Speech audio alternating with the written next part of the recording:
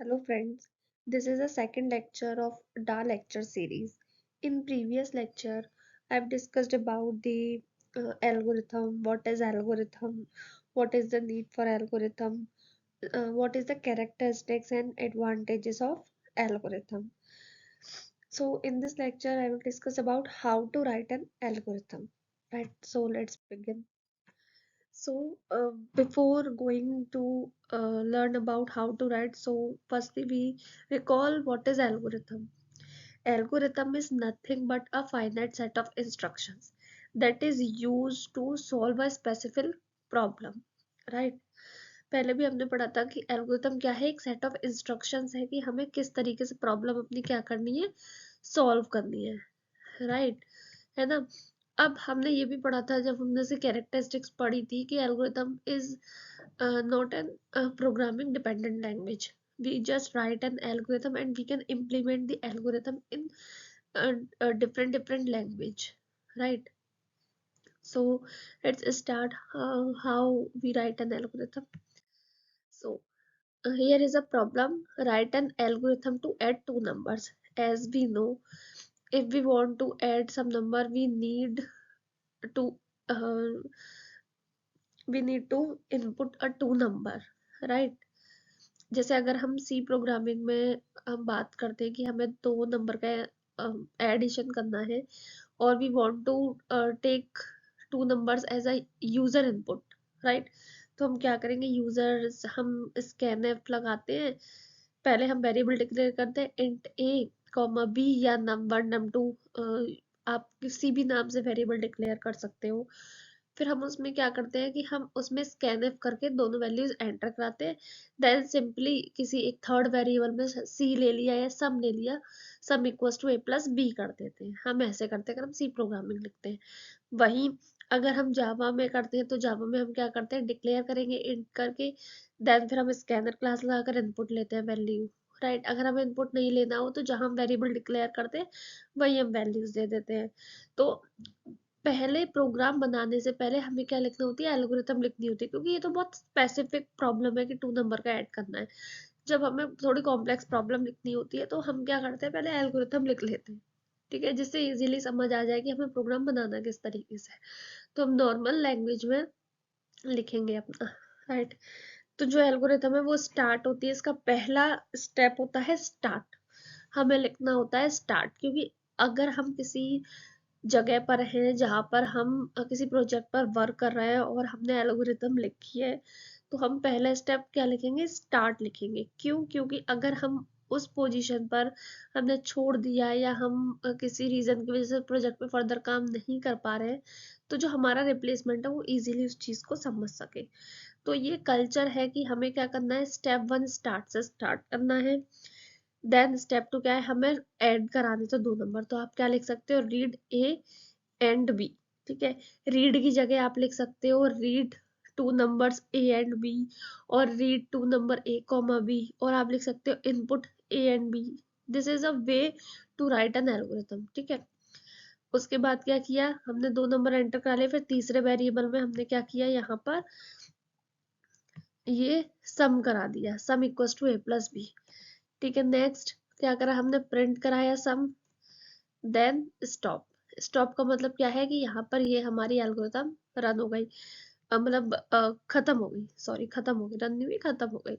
हम एल्गोरिथम, अब बताओ इसको आप कहाँ रन करोगे, ना आप सी कंपाइलर में कर सकते, ना आप जावा में कर सकते, नोटपैड पे है ना, जेडीके में, ना आप नेटबीन्स में कर सकते, ना एक्लिप्स में कर सकते, ना पीएचपी में कर सकते। तो ये क्या है, एक जनरल है, क्योंकि यही क्या होता है, तरीका होता है ए प्लस बी करने का। तो एल्गोरिथम एक जनरल फॉर्म हमने लिख दिया, अब आप चाहे किसी में भी इसको इम्प्लीमेंट कर सकते हो। ये तो एक तरीका था। दूसरा तरीका क्या था इसमें, कि हम यहाँ पर देखो, आप कंपैरिजन कर सकते हो। स्टेप टू में हमने यहाँ रीड ए एंड बी लिखा है, यहाँ पर हमने क्या लिखा है, इनपुट टू नंबर, बाकी सारी चीजें क्या रही, सेम रही। यहाँ पे आप इनपुट अपने अकॉर्डिंग ले सकते हो, हमने ए एंड बी लिया, you can write X and Y and Z, और num one num two, it's depend upon your comfortability, ठीक है, राइट। ऐसे हम नेक्स्ट एग्जाम्पल देख लेते हैं थोड़ा बड़ा। नेक्स्ट हमने प्रॉब्लम क्या ली, write an algorithm to find largest number among 3 number, मतलब हमें एक लार्जेस्ट नंबर निकालना है 3 नंबर में से।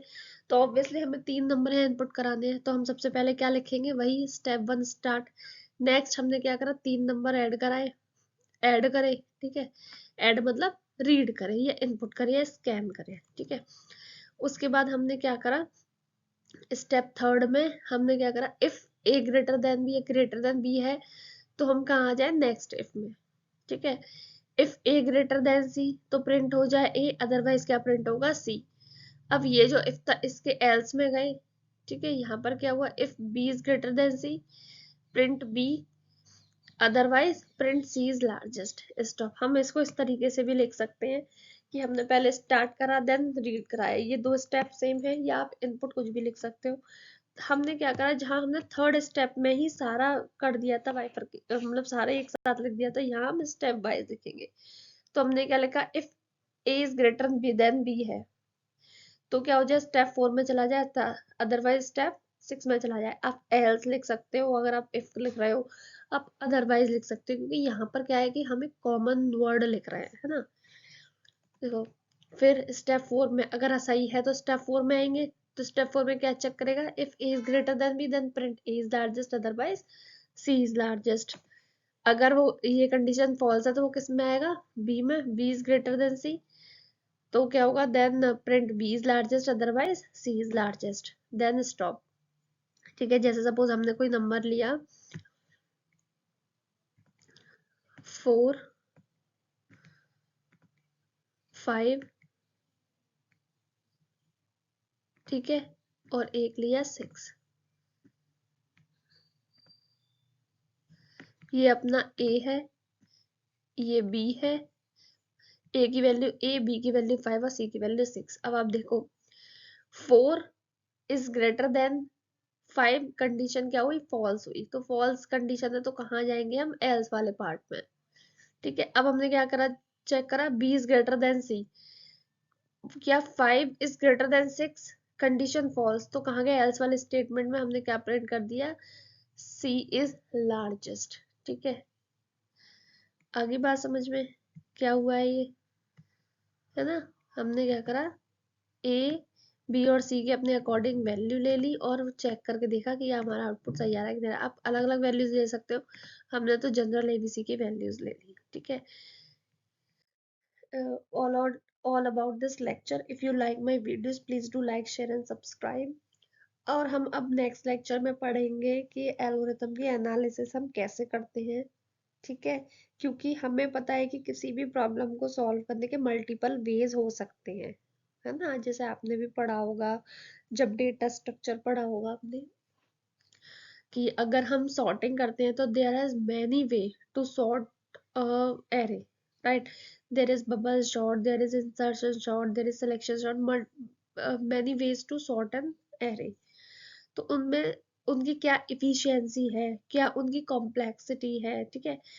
कौन सी हमारी किस केस में बेस्ट एल्गोरिथम है, कौन सी हमारी वर्स्ट एल्गोरिथम है किस केस में, कॉम्प्लेक्सिटी क्या होती है, ठीक है, नोटेशंस क्या होते हैं, ये हम आगे आने वाले लेक्चर सीरीज में पढ़ेंगे। तो if you like my video please do like share and subscribe, thank you.